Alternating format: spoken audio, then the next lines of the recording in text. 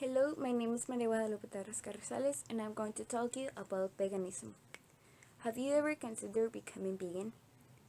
Studies made by the scientist and Nobel Prize winner Elizabeth Blackburn have shown that becoming vegan turns on the genes that prevent diseases and turns off the genes that cause them, like cancer, heart attacks, diabetes, among others.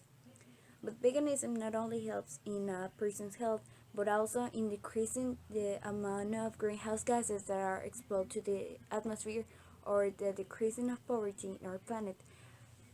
But the most important thing should be the life of animals, a life free of cruelty and abuse against them. But what is veganism? Veganism is not only a diet, but it is also a way of living that people that take care of animals uh, have choose. So they care because there are four areas in which animals are abused. The first one is food industry. The second one is the cloth industry. The third one is the entertainment, and the fourth one is the science.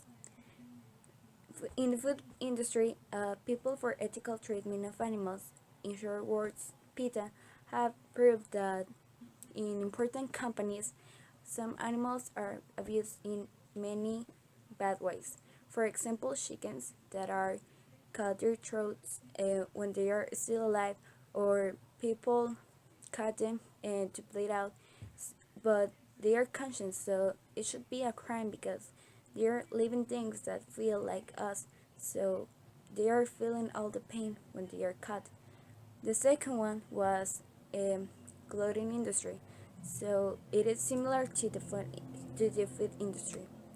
The third one is entertainment, and PETA also showed that, for example, in SeaWorld company, killer whales are abused because they only have a pool in which they can turn to one side or turn to the other without swimming freely like they can do in their natural habitat.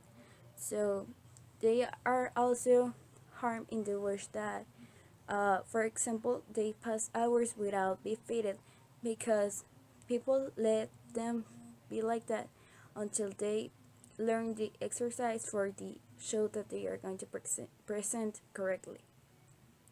The last one is the science, in which scientists choose certain animals to prove their experiments then.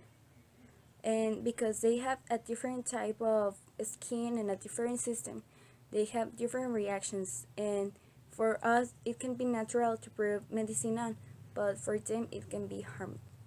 So my opinion is that we need to think in animals because they are living things like us and they feel. So if we care for us, why do we do not care for animals?